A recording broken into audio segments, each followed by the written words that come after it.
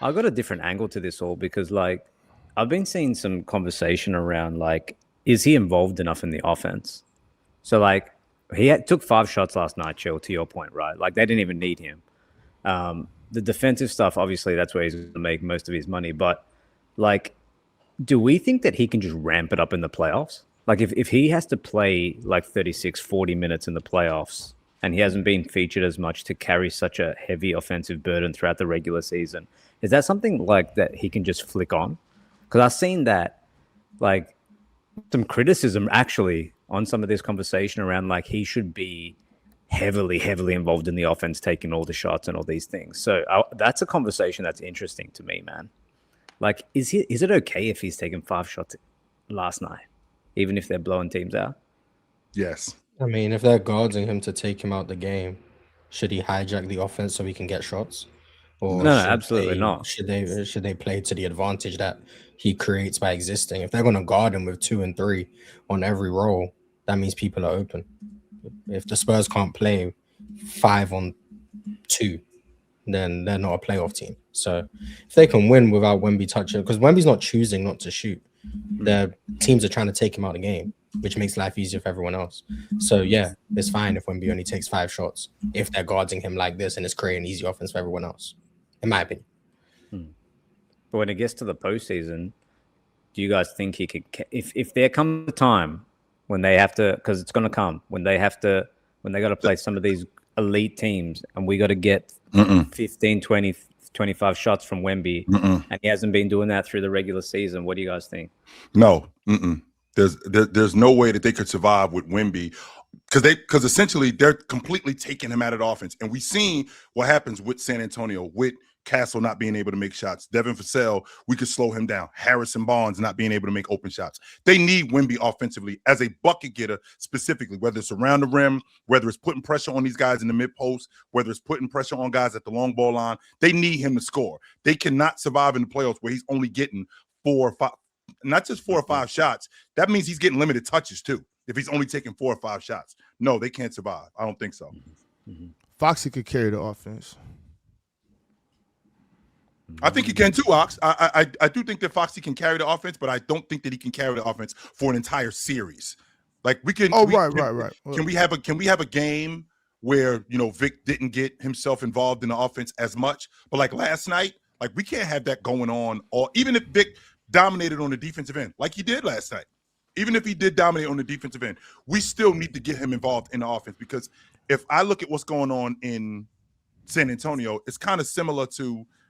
I feel like it's kind of similar to what was going on in Atlanta remember when Atlanta had Steve Smith and Mookie Blaylock and those guys, like they actually had guys to supplement when if Dikembe, so they need Dikembe Mutombo to score like that.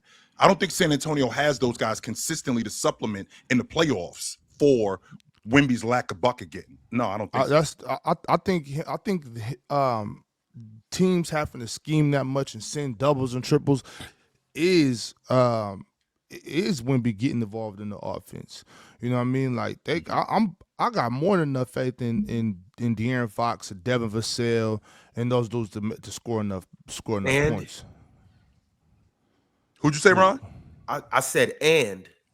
Just the whole team, Ron. I was just saying names, but I'm not excluding anybody from that. So you, Stephon Castle, all those dudes, right? Yeah, all of them. I think they got enough firepower, for sure. Like and like I said, starting with De'Aaron Fox and Devin Vassell. That's not a knock to Stephon Castle. I think Stephon Castle definitely will be involved on both ends of the floor.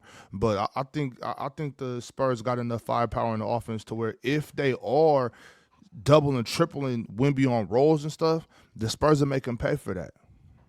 Can we do that consistently, though? Like, I don't think that there's been evidence to show that these guys can consistently make teams pay offensively, especially in the playoffs. Because when we get to the playoffs, we're going to single out Castle. Castle, you got to make that. You got to make that three on the left side at the break where you're not that good. You got to do that all night long. Devin Vassell, you're gonna have to. We're closing out on you on the low side. You got to put that ball in your weak hand. We have to do that.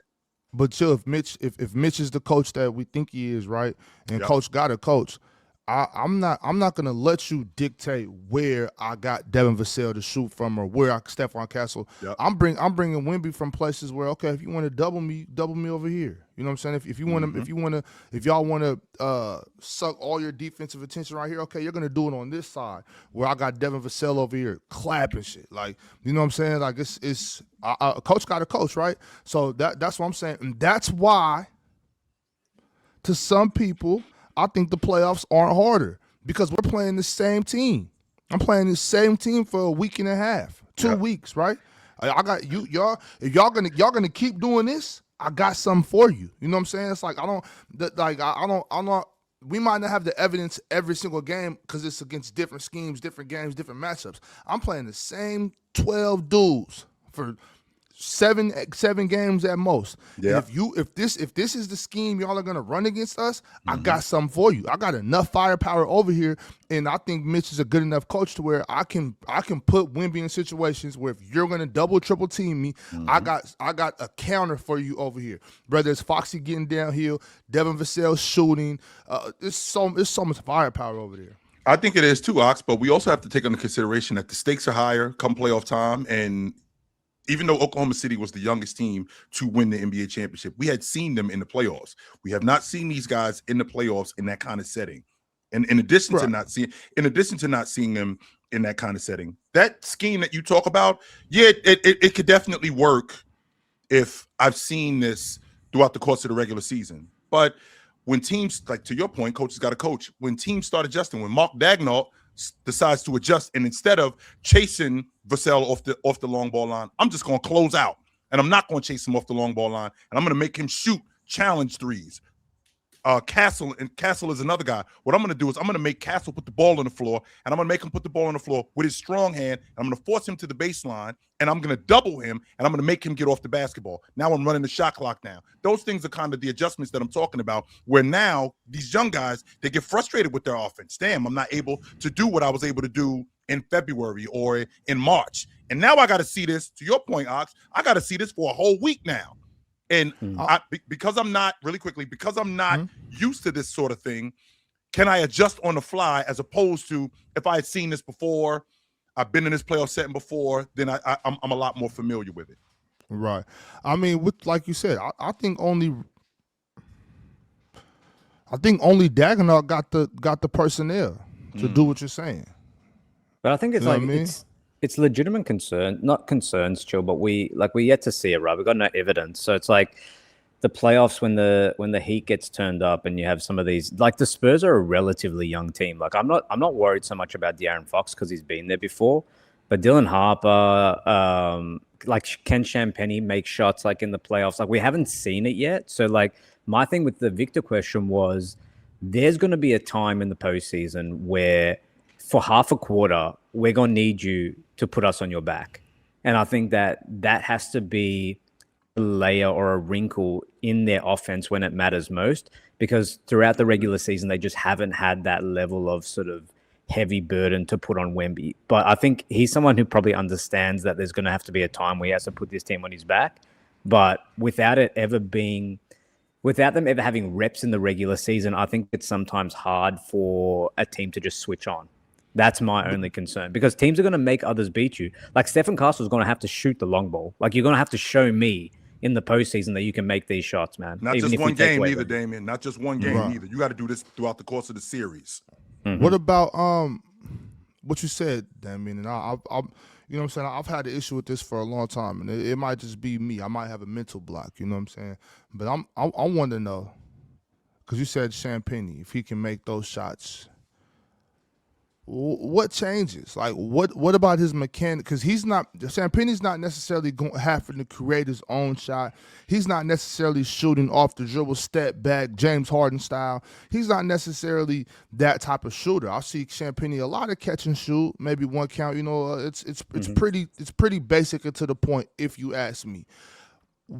But that's my point. What's the difference? What's the difference in the mechanics, though? No, I'm just saying about him making these shots in the playoffs. Why does this change? You know what I'm saying? Why does this change in January than it does in May?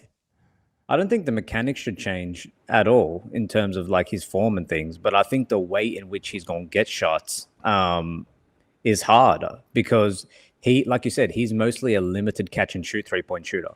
But what happens when a guy is in his gym shorts the whole night? Or what happens when Mark Dagnall understands that in the left corner, this guy shoots 45%, so we're not going to give him any of those. And he's going to have to make some from the top of the key where he shoots maybe 35%.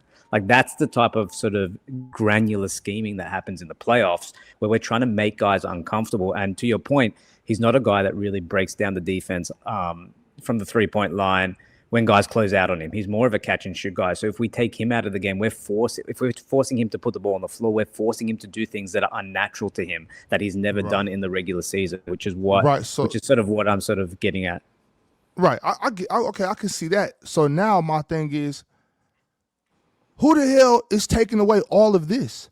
How am I taking away Champagne on this side, taking away Vassell on this side, taking away De'Aaron Fox to the rim, and double and triple teaming Victor Wembanyama? How is this possible? They also you also have other teams. You also have other teams. I'm just saying, like, who could possibly do this? Well, remember those 5-on-8 drills that Penn was talking about? That's what they're gonna be doing.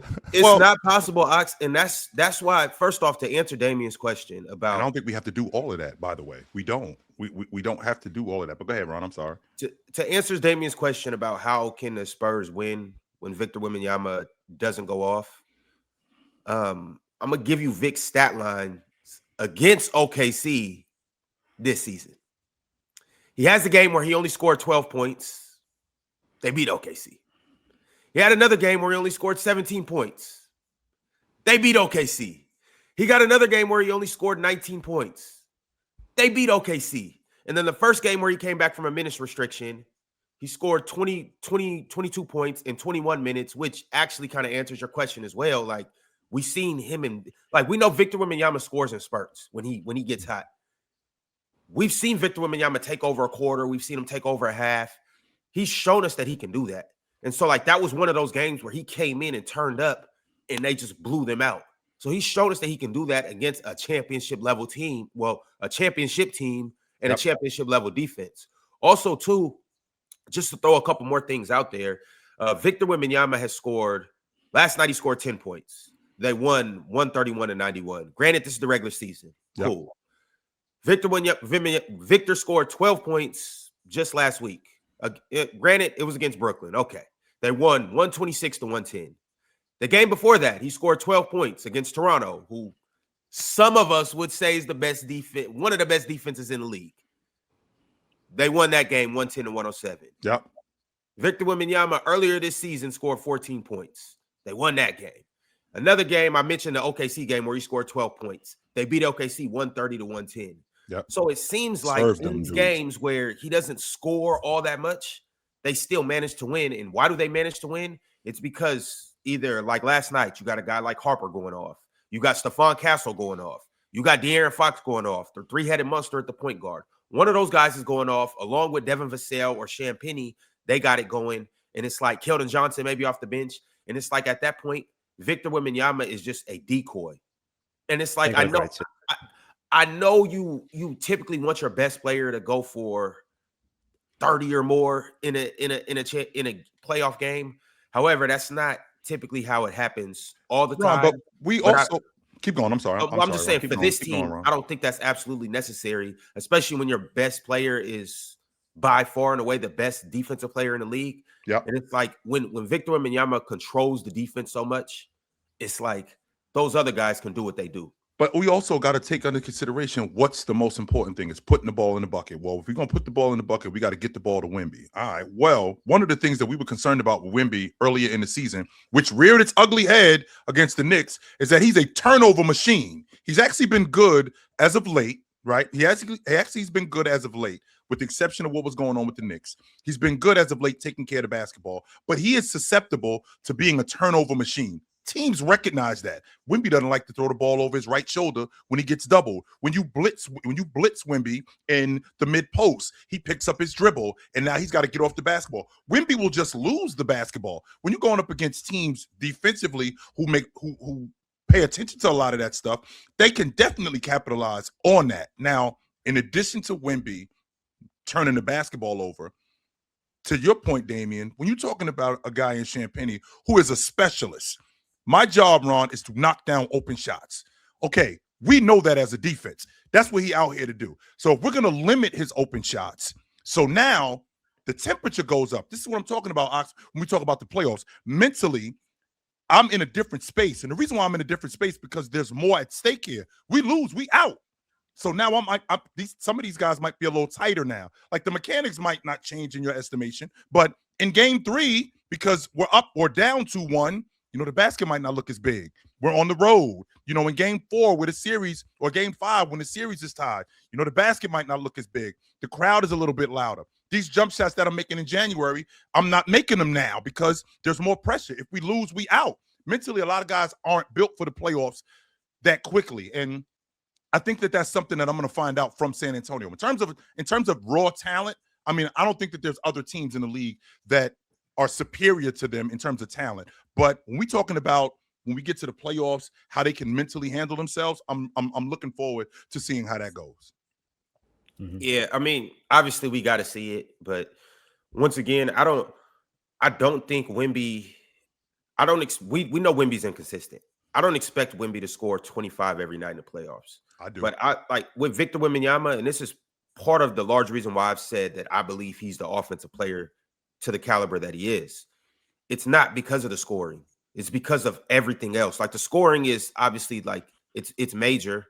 And once again, Victor Wembanyama is a microwave. When he gets going, he gets going. Ron, you think they're holding teams to 90 and 100? You think they're going to do that in no, the playoffs games? No. Because that's what it's going to – if Vic is not giving you 24 – this is average. If he's not giving you 24, 20, how are we beating teams?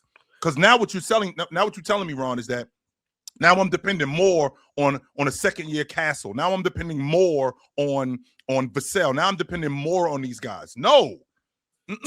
Chill. What I'm saying is Victor Wembanyama just being on the court makes everybody's life easier. Him not scoring doesn't mean that they can't score. I equate Victor Wembanyama to the queen on a chessboard, where the queen can make so many moves to free up other pieces on the board to do things. Victor Wembanyama simply just screening and rolling. I know how you just said we're not giving Champagne shots. Good luck. Because when Victor Wembanyama rolls, that man in the corner has to help. Otherwise, it is a dunk. Stephon Castle's going to put that ball right in front of the rim, and Victor Wembanyama is going to go slam. Is he though?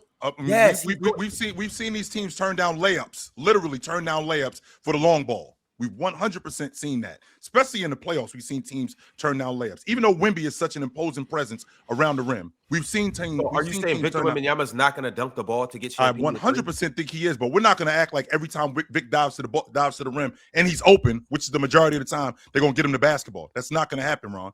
They're turning down Vic for shooting at the long ball line. They're doing that. All right. Well, then if that's the case, then Champagne got his 3. And you said that Champagne's not going to get his 3. They're gonna close his space and run him off the line. Devin Vassell, they're gonna run him off the line. All right. Well, if you guys do that, then that opens up the paint for 4 guys that get to the basket at will. And maybe we're not, and maybe we're not just running them off the line. Maybe we're just gonna crowd him at the long ball line and make him make tough threes, right? Maybe we want him to put the ball on the floor. Maybe just not that far from the long ball line, but maybe we do just want to keep these guys at the long ball line and make them make tough shots.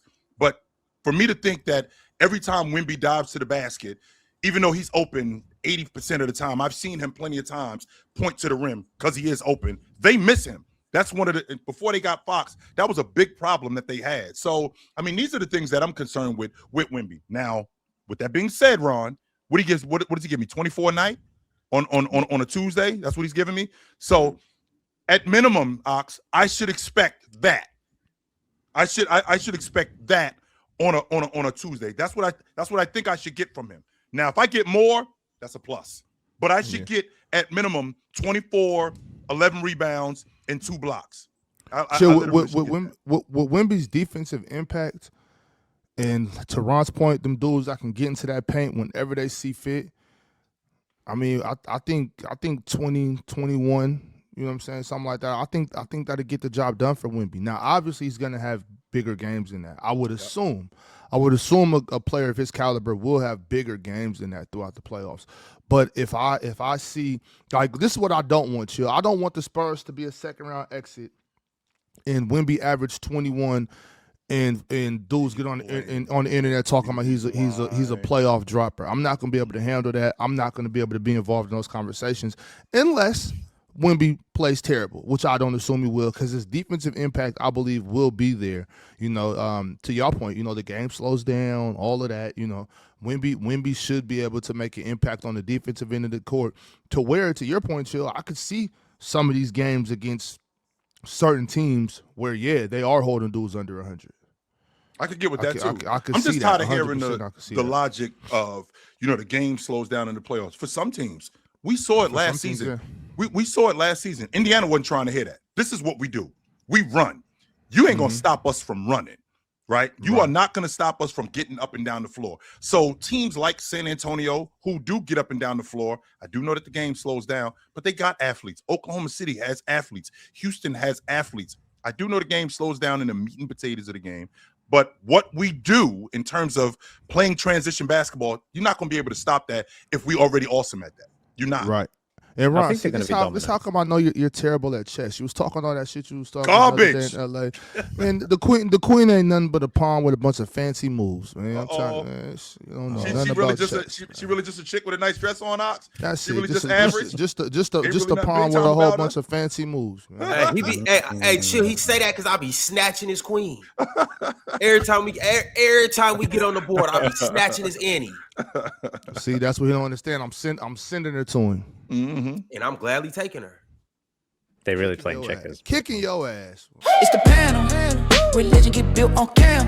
Where the check those smoke and the host go ham. You ain't never seen hoops out here did raw. Every take got weight, every night we drop.